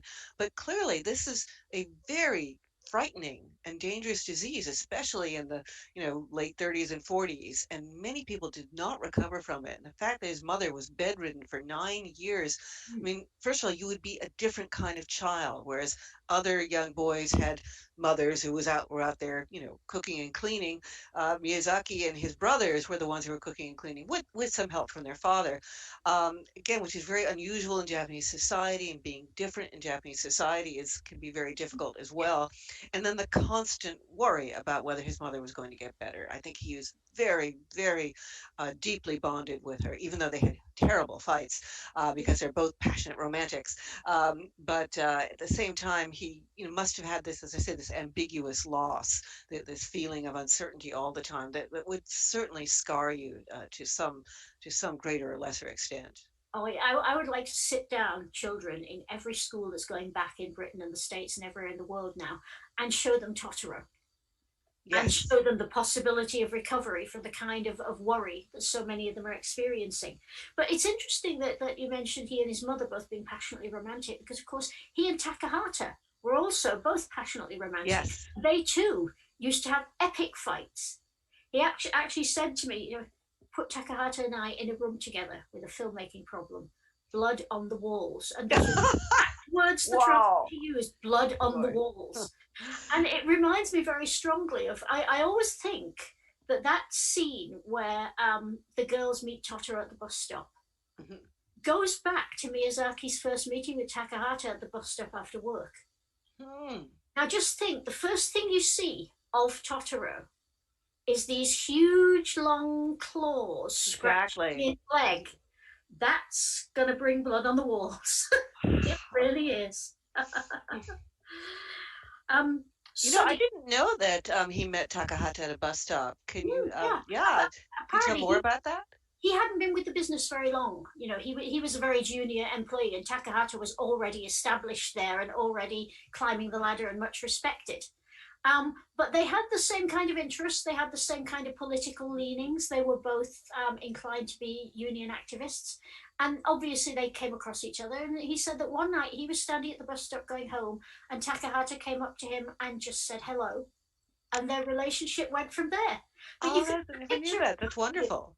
You could animate it, this tongue-tied young intern at the great studio, standing there when the flash, gorgeous, superstar young director comes up and stands next to them and says, "You've just started, haven't you? How's it going?" And, take it from there. It's a perfect story. Someday maybe somebody ought to animate Miyazaki and Takahata. That would be a fun one. Someone from Soddy in Tennessee wants to know what inspired Miyazaki to go into animation and not other fields. And you had a really interesting point about that. Well, I think he really wanted to be a manga writer or creator, and indeed, he tells stories about actually having made manga in the 1950s and taking them around and not really getting great reception from the manga companies, and also a very, very non-cordial reception from his family. Manga were really a little bit low grade, seen as things that if you were a nice middle class family, you didn't have a manga creator in your among your sons. So I think there was some pressure on that. And he went to a fancy school, Gakushuin, a very fancy college where the members of the imperial family went, but he was a great artist right from the beginning. That's very clear. I have the story in my book about how he and his older brother both submitted pictures to a competition at school, like 4th or 5th grade, and his older brother remembers they both were sort of all the pictures for the competition were arranged on a wall so people could judge them, and his older brother Hirata remembers 2 teachers standing and looking at Miyazaki's work and saying, "That's too good. He obviously had adult help." And so Hirata, the older brother, won the prize, but no, Miyazaki had not had adult help. He really was good. And so I think when time came to get a job after he graduated, and he really was not someone who's going to be happy being a salary man 9 to 5 or 7 to 11 or whatever, that it made sense, as you say, going to the best animation studio around, Toei Doga, which of course is moving pictures. It's moving manga in a way. So he got to create his art, and of course he has made a number of really wonderful manga over the years. The Wind Rises is based on a manga. Porco Rosso is based on a manga. Nausicaa, the movie, was when it began, it was based on a manga that was just had only 2 issues. Ultimately, the manga became 12 volumes, 7 volumes over 12 years, and the movie was made earlier on. But there's a very strong connection between manga and animation in Miyazaki's works. And of course, working at Toei, he had the opportunity to live out his other principles, his principles about how labor should be organized, which are actually deeply important to him. Yes. So I think that possibly sweetened the pill. But yes, there is no way that a well-to-do middle-class family who is paid out to send their kid to a top university is going to be happy when he comes home and says, "Mom, I'm going to give it all up and make comics." I can imagine the comment that his mother would have at that point. He would not be impressed. Yeah. Oh, here's another question about his early years from Brooklyn. What works, films, novels, anime, and manga influenced him? I did some digging around, and he's published a list of his 50 favorite children's books, some of which he obviously read in young adulthood as a member of his university children's literature club. It's a very eclectic list, a remarkable number of European and British books, some American books, probably more foreign books than Japanese books, actually. And when we met, I asked him if there was a dream project that he would like to do, and he lit up like a Christmas tree. His eyes shone, and he talked about how much he'd love to be invited to make a BBC classic series based on the Swallows and Amazons novels by Arthur Ransom. That's one of the books on his list, and it's a book that really fits him. It's a book about kids being adventurous without too much adult interference and getting into boats and messing about in boats and just having fun. And he also talked about how much he admired Gina Rowlands in John Cassavetes' movie Gloria, because she's the sort of broad who would pick up a frying pan and hit someone who came close to her. She's feisty and she's determined, and she's going to protect the kids she's protecting, and she will use whatever comes to hand. So I think he's very well read, and he's very media literate. So leaving aside the Hakajaden thing, which everybody talks about, there's a huge range of films that have gone on to influence him throughout his creative life. Yeah, I want to go back to the literature thing for a moment. One of my single most precious possessions, I mean, the kind of possession that I would run back into a burning house to get, is a book that I bought at a library on Shikoku, which was doing the exhibition that inspired these 50 his 50 favorite children's books, because the book not only contains the titles of these works, which, as you say, are vastly more Western than Japanese, but they also my little book contains his handwritten comments on these books, and it is just fascinating. I actually have a whole article which I talk about this quite a lot, and for example, he was very inspired by Treasure Island, which he loved, and he was fascinated by Robinson Crusoe, although he did see Robinson Crusoe as an imperialist colonizing exploiter. And he loved women's books by particularly English women writers, such as Frances Hodgson Burnett, who did The Secret Garden, and he also loved a story called Tom's Midnight Garden, which is another wonderful fantasy by a woman, Philippa Pierce, another woman writer. And it's so obvious to me that he really, I certainly he watched a lot of movies, and that's very important, and he read a lot of comics too, especially Tezuka Osamu. But I think the key to his really great storytelling and his really believable childhood characters is in the Western children's literature he read, because this is a kind of golden age, especially in England, of children's literature that he was getting into. And these books are so clearly, he talks about Alice in Wonderland, and we see Alice in Wonderland in Totoro and Spirited Away. They're sort of the obvious things, but it's more just a sense of really loving and caring about these very interesting children who are just really believable. And again, that he used that he's very much, it's almost the opposite of cultural appropriation. It's cultural inspiration. Yes. That it's not like he kind of takes and makes an obvious borrowing of The Secret Garden. But if you've noticed, in every single one of his movies, there's a garden in there. And so I think he's very special gardens. Yes, exactly. He's really inspired by his deep reading, which I always tell my students, see, if you want to become a successful animator, read. Read, yes. Oh, yes. And also, I think that his ability has been fed by the good fortune of environment. Again, it's privilege. What many Westerners don't realize, how much literature has been translated from English, French, German in Japan since the 1850s.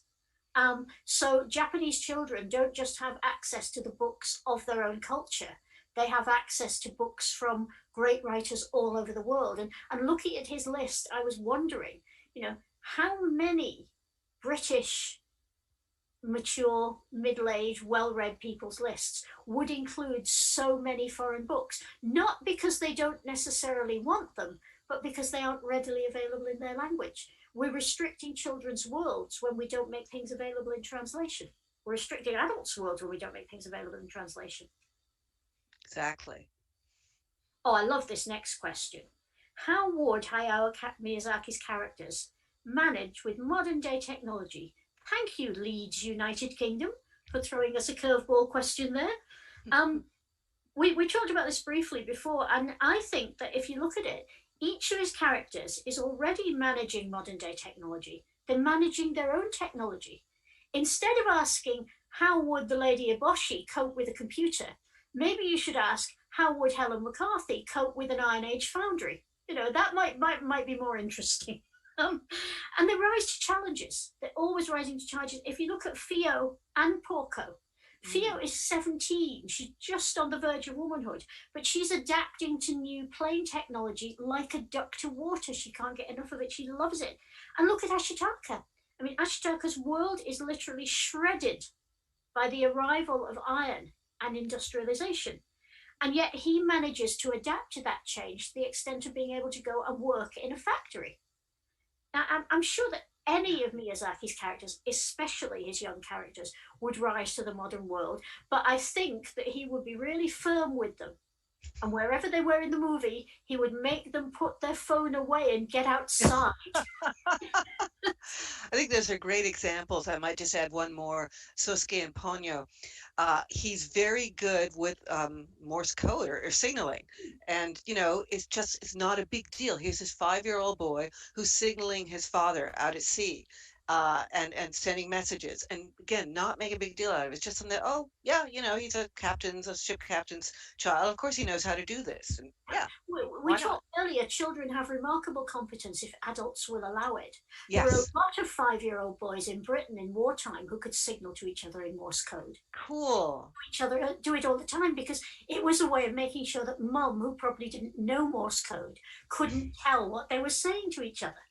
And it was a way to talk to people when you've been sent to bed. You could tap on the walls or tap on the heating pipes in Morse. So children have huge areas of competence. But they are mysterious, and that's why this next question from Denver, Colorado mystifies me a bit, which is, he wonders if we could comment on the ways in which children view, interpret, or internalize these characters. And I can only really say, as I said to you, the children I know view Miyazaki characters very positively, but I think you need a really wide professional experience of children in general to comment on how they internalize things. It's quite difficult based on just the children you know in your particular circle and your particular circumstance. You can't reason from those children, from the particular, to all children. What would you think about that, Susan? Yeah, I agree. I mean, I've been teaching Miyazaki films for over 20 years now, I guess. Just about, no, maybe, yeah, about that. Gosh. And, you know, obviously I'm teaching to students who are much younger than I am, and many of them came in because they loved Miyazaki as a child. And one of the really sweetest things I heard, and it made me realize how I am not part of that generation, was from a young blonde boy I was teaching at University of Texas who was, you know, kind of a jock, and I wouldn't necessarily have thought would be a big fan of Miyazaki. But he said, yeah, I loved Princess Mononoke when I was a kid, and all I really wanted was to have a red elk like Yako. Oh. I thought, dang, Yeah. I would never, you know, I'm too old. I'll never have the experience of being a child and watching a Miyazaki movie like that and thinking, oh, Yako, yeah, I want one. And you know, that's the thing. I am this next year. I'm excited. A couple of my students are in child development who are taking the Miyazaki course, so I'm hoping that they will have, you know, maybe something to offer. But it's a great, very important question, and I think one that will be explored more and more. Yeah, it's something that I think we need a lot more scholarship on, but it's scholarship that takes, of course, time to do. So we'll have to wait a few more years Yes. to sort that. Someone from Makungi, Pennsylvania, is asking what Miyazaki's characters say about real-world issues and conflicts that people deal with themselves and how they overcome them. What would you think of that? I think I've sort of already talked about that a lot in my presentation, so I don't want to go on about it too much. But yeah, actually, to get away from children for a moment, going back to Porco Rosso, that really is an amazing story because it has all kinds of real world conflict, World War One, survivors' guilt, a new war coming. How do we keep our humanity when all this is happening? So I think these are, that's a kind of movie that will show you a lot of very adult Miyazaki dealing with these really huge issues in a very a more atypically adult way. Mm. And if you look back at Kiki, look back at Shita, both of them overcoming relocation, And overcoming depression. challenge, Yeah. yes, and overcoming depression. There are an awful lot of really interesting examples there. So I think what we can say about all Miyazaki characters is that whatever comes to them and however they feel about it at the time, they will find a positive way to tackle it. Now, I've just been told that sadly we've only got a few more minutes for questions, so let's see if we can get one or two more in. From Truro, you have Cornish blood, don't you? Truro in the United Kingdom. I do, Cornish. Wow. Yeah. This is a difficult one. This is the role of inherited memory in either psychological, historical, or theological sense of reincarnation. Has to do with the intelligence and worldliness of Miyazaki's child characters. I think this maybe speaks to his ongoing engagement with Tezuka, who of course was a great believer in reincarnation and used it in most of his manga. I don't see that in Miyazaki, do you? Yeah, I don't either. I mean, I feel like one movie where there's a lot of really interesting things about memory is Spirited Away, because but that's more, I think, almost unconscious memory, not inherited, but because one of the things that is uncertain at the end of the movie, at least in the Japanese version, the American version can't deal with ambiguity, so it gives us an unambiguous resolution. But in the Japanese version, you don't know if the young girl Chihiro remembers any of her fantastic experiences in this strange fantasy world. But you do have a major clue, which is when she's, in the last part of the movie, she's taking tea with this witch named Zeniba. And Zeniba says, you will, even if you don't necessarily think you remember things, they will stay with you. And I'm not sure if I'm really answering that particular question, but I thought it was actually a very, again, sophisticated way of dealing with psychology that, of course, we don't remember everything that happens, especially when we're children, but all of these experiences, all of the feelings, all of the interactions we've had have gone into making us who we are. And that's what really Miyazaki is saying here, that we, even if we technically forget, it's still all there inside us. I think that speaks to a psychological sense of memory. But to me, Miyazaki is very, very much rooted in being Japanese, rooted in being Shinto. And Shinto doesn't speak of reincarnation, it speaks of the validity of every ongoing spirit. So that's quite a different thing. The only thing where we see something that we might call reincarnation is the resurrection of Nausicaa. And that's much more a messianic Christian event, or perhaps even a shamanic event. Yeah, shamanic. Shinto event. It's deeply shamanic. So I think we'd have to say that we don't think that it has much of a role in their intelligence or their worldliness. I think it's the basic savvy of kids. And now, because we really have to move on, one last question, which is a lovely one. McKinney, Texas, United States. Where do you think his views on pirate-type characters come from? Me hearties. Sorry. I love that one. On International Talk Like a Pirate Day. Yes. Oh, he come around you and say, "Arr." Right. Yes, I do think I do have to shill my own writing. I have a whole article about Miyazaki and Treasure Island. Miyazaki loved the Robert Louis Stevenson 19th century adventure story, Treasure Island, which is about a young boy who gets involved with a group of rather nasty pirates. And Miyazaki himself got involved, not with a group of nasty pirates, but with making an animated version of Treasure Island called The Animal Treasure Island, Dobutsu Takarajima, in the 1960s. And it's uncertain how much, he certainly wasn't the director, but I think he clearly had some major influence on this. And the pirates there are not as terrible as the ones in Stevenson, but they're pretty naughty, and they're he has a slinking weasel and a bunch of pigs, and they're very well done. And I think he really there is a side to piratism that he finds interesting, but I actually wonder if there might even be a little bit of political commentary, because in Dobutsu and Animal Treasure Island, I do wonder if there's a one point the pirates all sing in English. They're getting their loot and they're looting away, and they say, "Oh yes, oh yes." And I did wonder if maybe that's Miyazaki sort of talking about British imperialism, or the tendency for plunder and looting that goes on. So just a guess, though. Yes, it is fascinating. And the other interesting thing, of course, is the Treasure Island connection with Tezuka. Oh, of course, Shin Takaraji. Yes, of course. Yeah. 1947. Miyazaki was a very small child then, but he couldn't avoid the influence of Shin Takarajima, and I'm sure he must have seen copies at some point in his life. Oh, absolutely. A major influence on manga for, well, in fact, we're still working out that influence. But also, he's obviously got a romantic's admiration for people that seize life with both hands. The buckle and swash. Yeah, it's great. And I think perhaps that was one of the things that he loved in C.W. Nicol, who was a great believer in not sitting around and waiting for people to save the environment, but just get out there and save what you can yourself.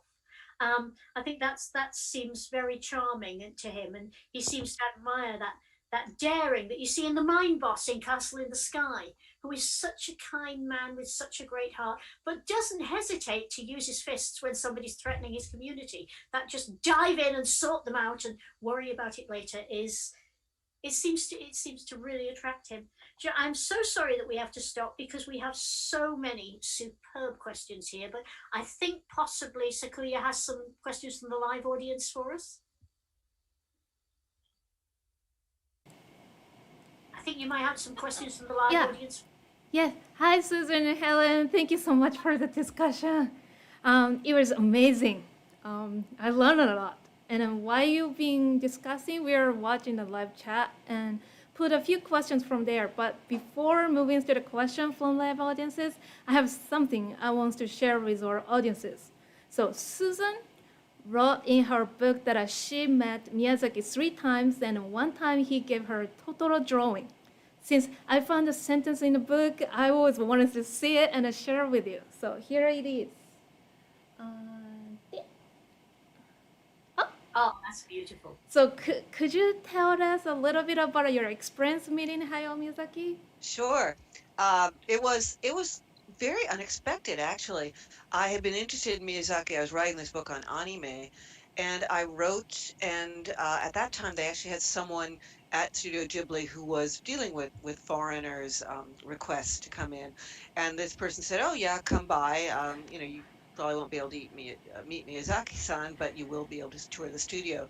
So that was great, and I went out all the way out to his studio, which was very cool, just being there and seeing. I think they were working on Princess Mononoke at the time, and seeing the incredible sketches that were being done, and also just seeing. I was fascinated. There were so many women working there too. But as we kind of traveled down the corridor of the studio, this very dapper-looking, silver-haired gentleman appeared, and I thought, oh, could it be? Because I'd already heard quite a lot about Miyazaki, and of course it was he, and he was very friendly and I think it's pronounced ebullient, very, very enthusiastic and just very, very nice and happy to meet me. And it turned out that I hadn't realized until I met him that Totoro, which is one of my favorite movies, as is evidenced by this doll, which I take with me everywhere,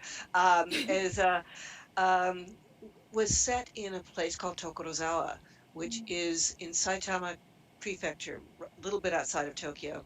And it's, in fact, where Miyazaki himself lives, very close by. And I had lived in Tokorozawa for an entire year when I was 20, studying Japanese language. And it's a beautiful place. Even in the 70s when I was there, you still had the forests and the gorgeous rice paddies. And I had a little bicycle that I went up and down to the train station in. And but by the time I met Miyazaki-san, this another 10 years had gone by, and Tokorozawa had actually experienced some very bad environmental pollution. And so he and I talked about Tokorozawa, and we kind of talked about how awful it was that this lovely place should be kind of really contaminated and made toxic. And I mean, not completely, and they did clean it up. But, you know, I felt a real sense of bonding with him. And at some point, he just kind of, you know, brought out his paper and kind of scribbled this little message to me. It says, for Susan, and then it says Miyazaki Hayao, and of course, yeah, it couldn't have been Princess Mononoke, that was almost done. Spirited Away, yes, they were doing the pictures for, and of course, 1999, February 9th, and it's one of my proudest possessions. That and the little book of his 50 favorite stories are the things that I would come running out of the house in the flames with, clutched to my chest. Well, I am deeply, deeply envious, because when I met him, just as they were in the final wrap-up stages of Princess Mononoke, I didn't even think of asking for a sketch. And when I got back after doing the first session with him, Steve virtually beat me around the head and said, "You didn't think of asking him to do you an autograph? You must ask him when you go back tomorrow." But of course, I didn't get to see him the next day. I spent the day with Suzuki instead. So Suzuki is a great compensation, I have to say. Suzuki-san is marvelous to spend time with. He's like a perpetual motion elf. Always smiling, always cheerful, nothing is too much trouble. Brain like a steel trap. Quite, you know, behind that smile there is true terror. But it's just such a beautiful possession. And thinking about how lucky we are to have the opportunity in our work and in our leisure to engage with people like that can make so much beauty. It's just a marvelous thing, isn't it? It is. We are incredibly lucky. It's why I can't give up teaching. We were talking about this, and you know, it's just so much fun to keep going and engaging with these wonderful works of art. The people behind them. One of my favorite authors, the late Sherry S. Tepper, didn't start writing as a career till she was 58. Because she worked all her life in, I think, the Forestry Service in the US to keep her family. And when she was 58, she took early retirement and she said, "That's it, that's for me." She lived to be 88. She wrote 59 novels. Good grief. Wow, hope for us all. 59 good novels. I'm not talking potboilers. Every one is solid and marvelous. So as you say, hope for us all. And I think we almost, inspired by Miyazaki, have a duty to keep on creating. As long as we can create, just so that we can pay back all that this world has given us in some way. Yeah. So never-ending man. Never-ending people. Yeah. So, so let's move on to the first question from the live chat. But anyway, what a treasure the autograph is. But okay, so let's move on to the next question. So first question is related to I want to use this one. Okay. So about a Totoro. So two questions from about a Totoro. So do you think Totoro disappears after mother came home from the hospital? Oh goodness, no. I mean, there'll always be people who need Totoro. Totoro is there whenever you need him. I mean, he lives in my garden. I imagine he lives in Helen's garden too. No, I think he's also, again, to go back to this question of memory, he will always live in the children's memory, and he's always right there. And also, if, as the end credits imply, the children have a little brother, that little brother will also need to grow up and fall over and fall down holes in trees and be inspired. And I don't think Totoro would leave the girls out when he was including the little boy, because there's that lovely moment when he's on the spinning top, when Satsuki is obviously expecting to be left out because she's too old or too big or something, and he just gives her that wonderful smile and she leaps on his chest and holds on. Yeah. Totoro is someone who would never exclude anyone. That's why we love him so much. But I do think it is interesting you bring up the Satsuki's hesitation, because one of the things about Totoro, the movie that I love, is it is about loss. Potential loss of mother, and also ultimately the loss of childhood, which is shown by how the adults don't see Totoro, and they don't even see the soot sprites. And as we grow older as we start putting away childish things, as C.S. Lewis says, do we lose this capacity to what I call merging with wonder? And I think that is one of the sort of underlying themes of Totoro. That's a beautiful phrase, merging with wonder. Yeah. I think as long as we can merge with wonder, we will always see Totoro. So next question is also about Totoro. And so thoughts on the theory about the girls are dead at the end of My Neighbor Totoro? That's kind of like a rumor. That's a fan meme, but I honestly don't think so. A group of fans put this forward, that because when mother looks out, she can't see them in the tree, and because we don't see them put the corn on the windowsill for her, the children are actually dead, and this is happening supernaturally. Well, if this is happening supernaturally, it can happen just as easily if the children are alive as if they're dead. You don't have to be dead to make magic. It's a very strong magic, includes the living. Actually, I remember when I first heard this theory, I was teaching a seminar as a guest visiting professor at University of Pennsylvania, and one of the students did her report on this, and no one had heard of this theory before, and the universal hatred that her classmates beamed at her when she even brought up the possibility of Totoro as a Shinigami, as a dead god, was just amazing. I always feel like it says more about our current times, that people could even imagine this. But there are generally some interesting points about this, that in fact there was something called the Sayama Jiken, the Sayama incident, which occurred near Tokorozawa, this place where Totoro takes place, which did involve the death of a young girl.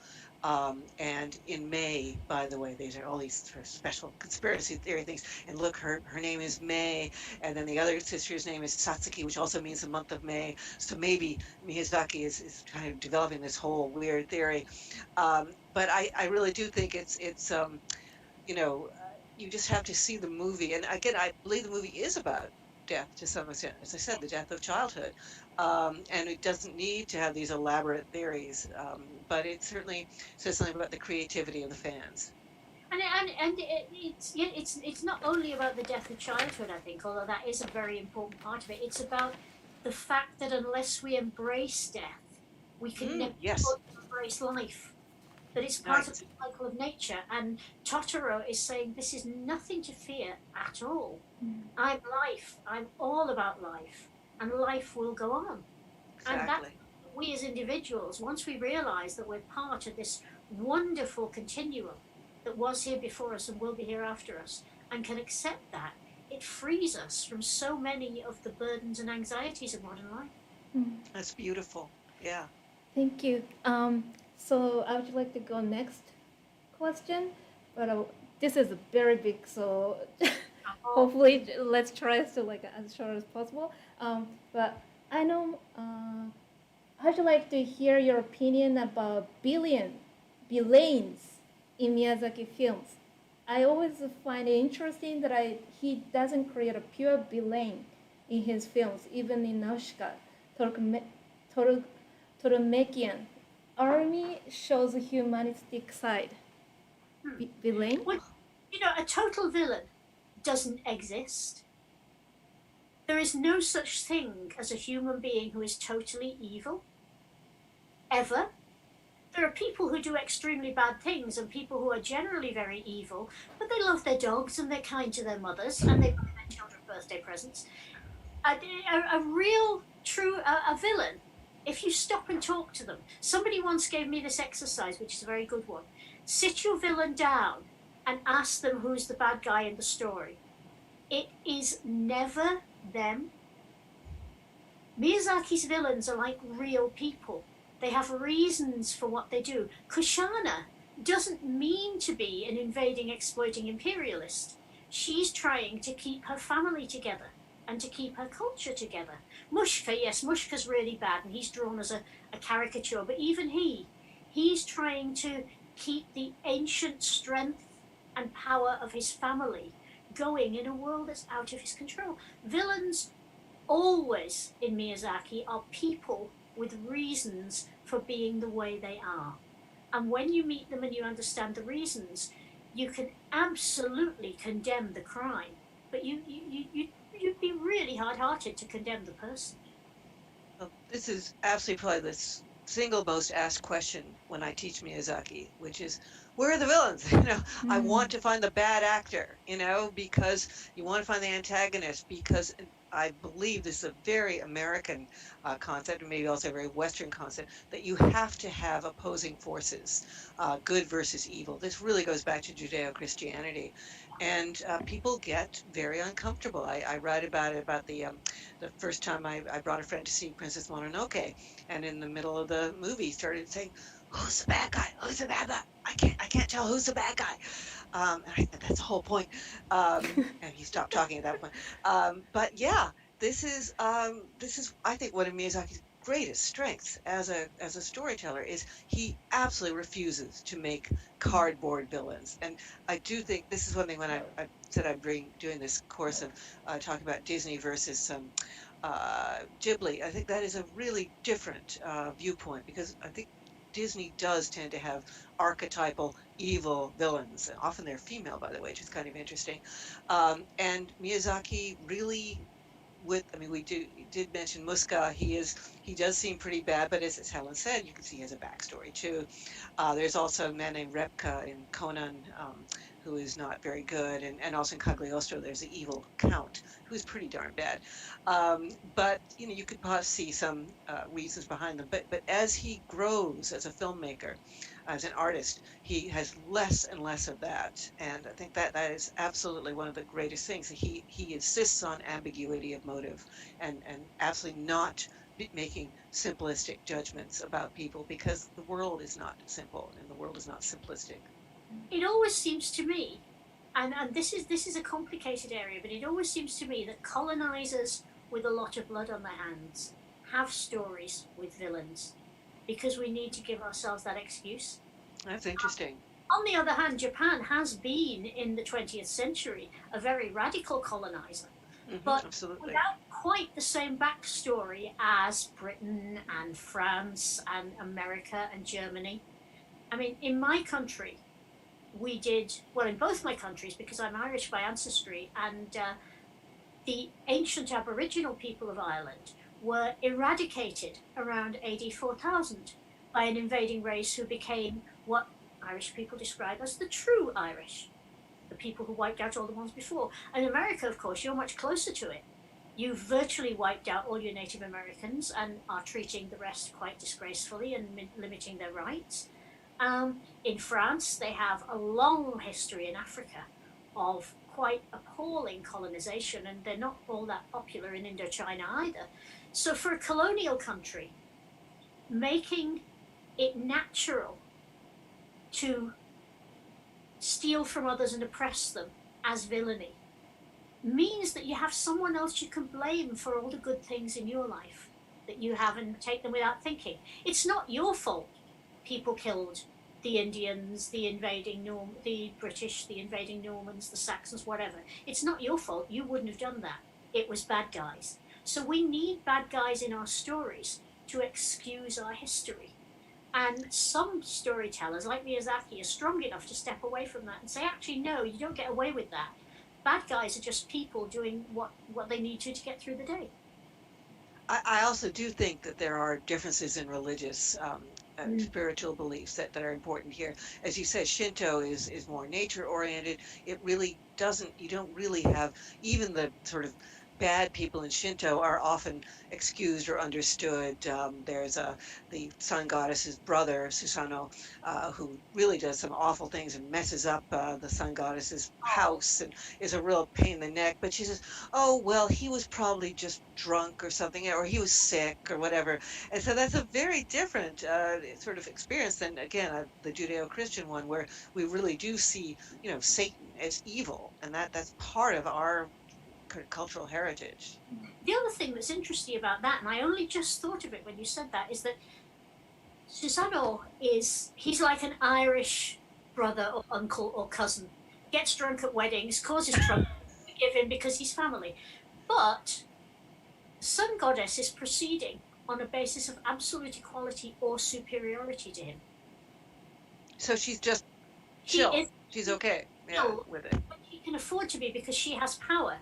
Whereas Judeo-Christian mythology always places women in a subordinate position. Wow. So women have very few options but to acquiesce to the behavior of men, whatever it is. Whereas women in Shinto have the structure that allows them to be bigger as people. Hmm. We are being kept in boxes by Judeo-Christianity. And I'm sure Jesus and the Buddha and Muhammad would all be very annoyed about that, but it's the way the religious structure works. Yeah, it sounds like we need another session for the focusing on the religion. Oh yeah. And then that'd be great. with the in a relationship with Hayao Miyazaki works.